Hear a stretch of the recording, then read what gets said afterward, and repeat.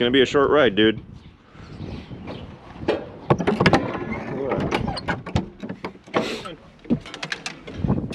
Come on, buddy.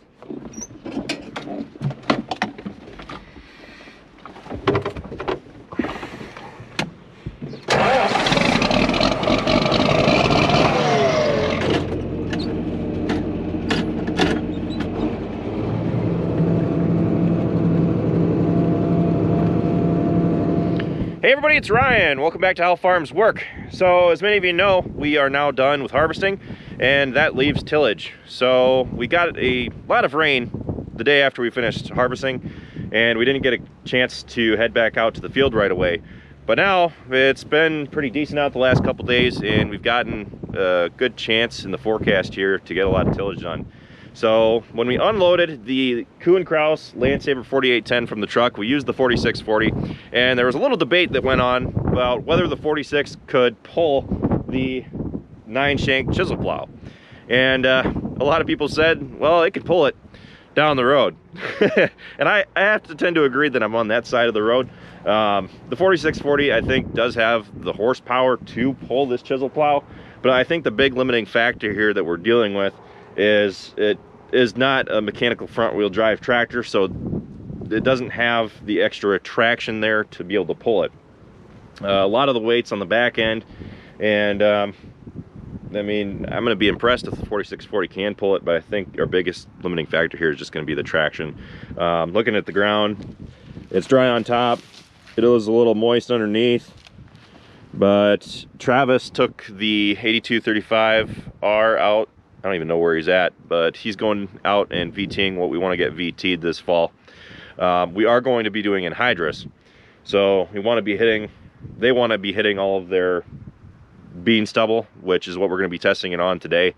I have 24.5 acres, my cornfield, that I want to hit with this, but we're probably going to switch it over to the 82 after I make this video, and once we're done VTing with it. The 46 is going to be going back on our chisel plow, again, assuming that it can't pull this very well. I think that the 82 would probably be a better fit for this one because it is heavier. I guess we'll just have to wait and see. So what do you say we fire the 4640 up? We got it all ready to go. It's all set up. Basically all we got to do is set it in the ground and drive. Let's get started. You may need to use the diff lock. I don't think so. Yeah, I think so. I'm pretty sure we will. I mean, we use it on our chisel plow, but like I said, I think we were expecting to see some wheels turn and not a whole lot of motion going on. Oh, you'll do okay. You'll do all right. Okay. All right, let's get the drone up there and fire up the 46. All right, this is the last roll call. Go ahead and put your bets in now. So what we're working for right now is we're aiming for 6 to 7 inch depth. Now, this machine can go up to 12 inches deep, but it's got a depth control there that we can crank to set it shallower or deeper. With the 46, we are aiming for a little bit shallower than we would be with the 82, so keep that in mind. Diff lock, B1, let's go.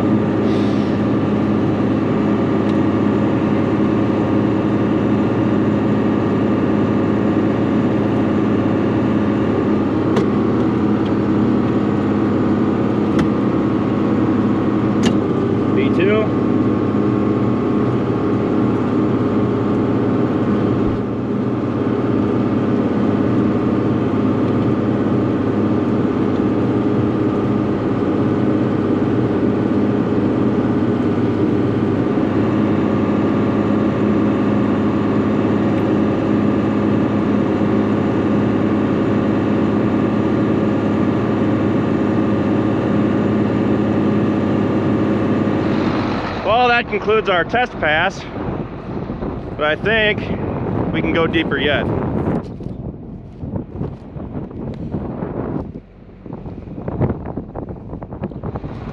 hard to measure when you're measuring the furrow. Yep. It's hard to measure because this is piled up. So, but yeah, we could go a little deeper. That's definitely not a problem. Okay. Cool. So like the bottom of my shoe. So yeah. when you go through, we're close to 6. We're a little shallow there. Yep. But it's all in how you kind of cut through. So yeah, we need to, by going a little deeper, that'll definitely. Yep.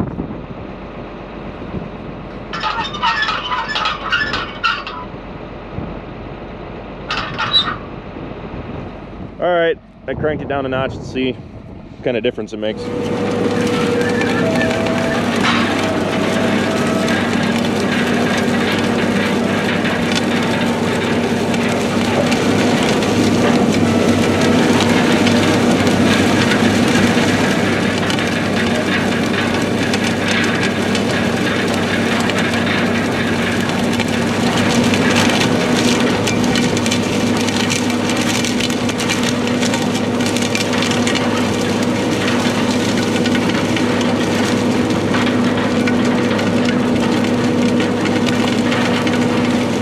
I think we've about hit our limit.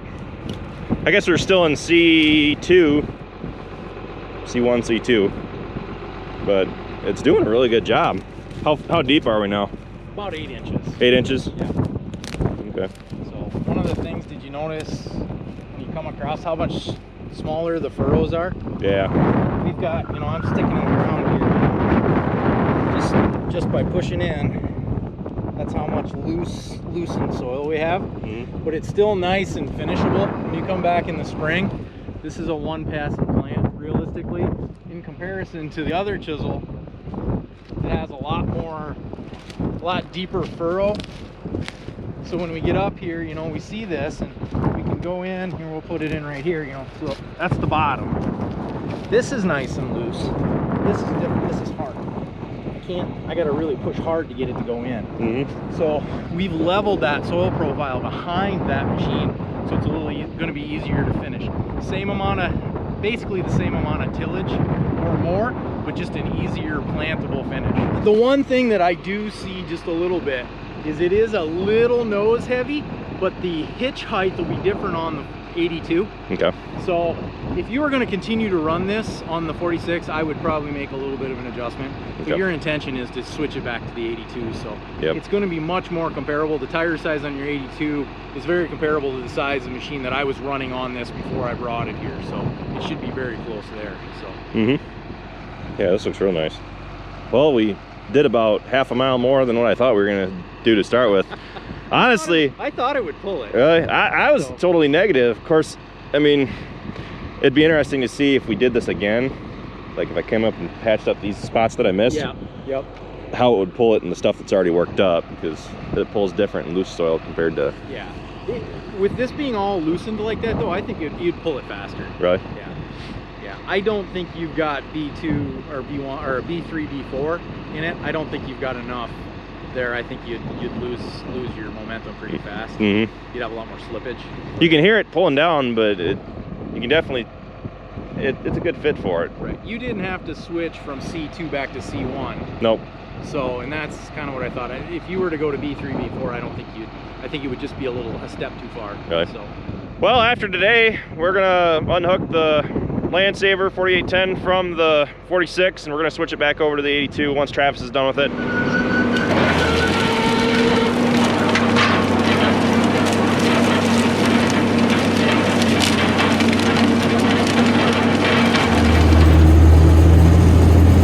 Yeah, we're starting to slip a little bit.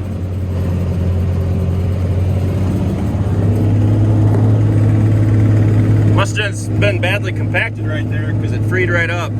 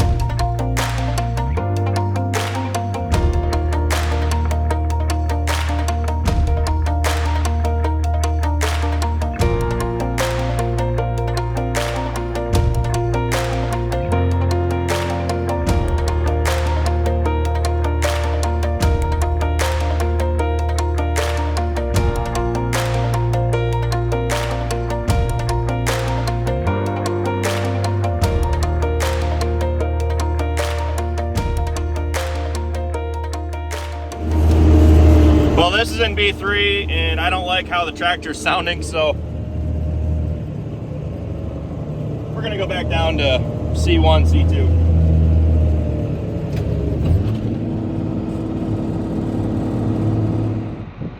Look at the nice job this thing is doing. I think the 4640 is doing a really good job at pulling this. I did notice that it is starting to get a little warm, and you could smell it. So I think after we finish this strip here, I'm gonna unhook it and wait until Travis is done with the VT, and we'll put the 82 on this. I feel like the 82 is a better match. If between the two chisel plows, I think the 4640 would go better on ours. The 82 has more weight, so I feel like we could run this a little bit deeper and do a little bit better job. If I was gonna leave it on the 46, I'd wanna shallow it up just a little bit because we're getting so warm. It's giving a tractor a run for its money, that's for sure. But overall, I mean, I really like the job that it's doing compared to what Dad chisel plowed. Travis and I were harvesting. Dad took the 46 and our chisel out and did the corn stalks here. And Jason took his ruler, his measuring stick, stuck it in the ground to compare the levels of compaction where the loose soil was. And comparing the two, I really like the job that the Landsaver was doing versus ours. Ours was leaving the ridge, which Travis likes that it leaves the ridge. Personally, I'm not crazy about it. I prefer to do the least amount of disturbance as possible, even when you're chiseling. So something like this, I mean, you know, you are kind of ripping it up, but I feel like a lot of the work that it's doing is underneath, and it's not completely flipping everything over moldboard plowish. I think that it's doing a really good job. So what do you say we hop back in the 46, finish this part of the strip up, and call her today?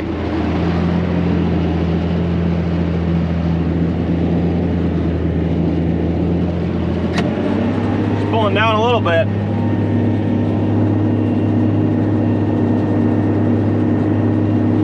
I'm just about done with this part of the strip. I'm touching up a couple areas that I missed. I need to get used to overlapping a little bit more. But I am pulling it a lot faster than what I've already done. I was worried that I'd have more slippage, but I'm really not going any deeper. With our chisel plow, you can't really regulate the depth, so you pretty much just put it down until it feels hard.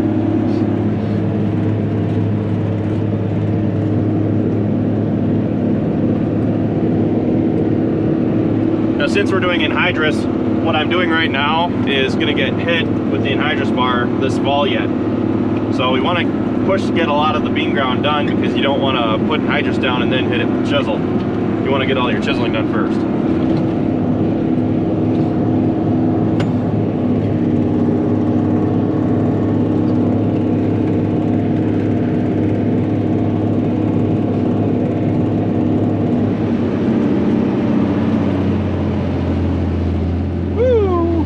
That's a hard spot.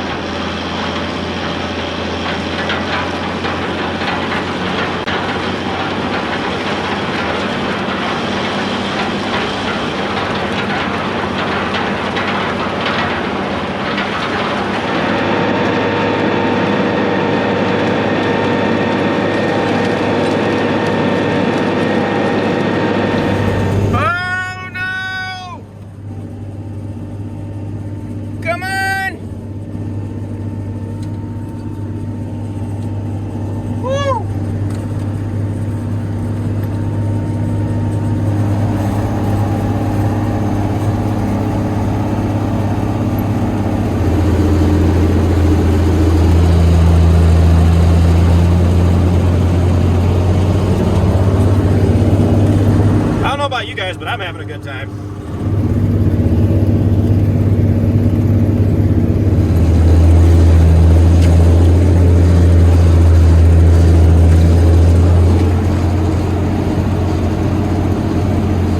Might just be me, but it seems like she's kind of struggling a little bit.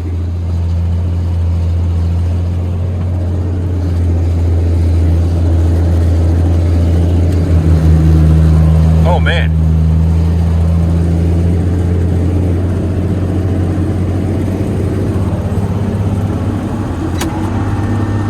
She was pulling kind of hard there for a little bit, and then all of a sudden she's pulling like nothing. I hope I didn't just accidentally cut internet service to the eastern seaboard.